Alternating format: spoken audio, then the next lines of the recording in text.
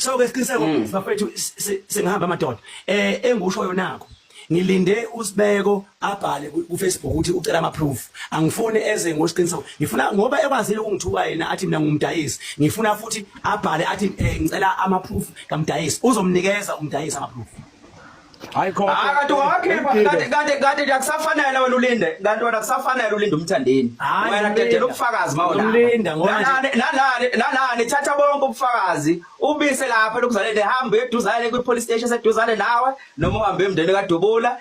ubanike nabo ubufakazi ukuliwa izimpi zegodi mawona kufanele kuliwe kwaziwe ukuthi nanga umuntu wabulalisa lokhuzo wabulalisa uDubula loyo ke le mfowethu isisezandleni zakho kufanele ukuthi uyilungise hayi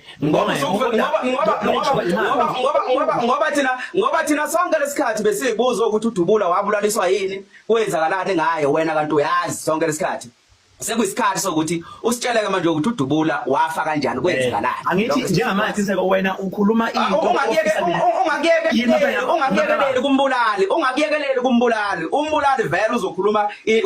uzofuna ukuyidefenda wena into ebalekile njengamanje ukuthi wena sivezele ukuthi uDubula wafa kanjani angithi wena unolwazi sonke lesikhathi wena unolwazi ukuthi uDubula wafa kanjani ngiyacela mfowethu ukuthi usisize le nto leyo yasitraumatize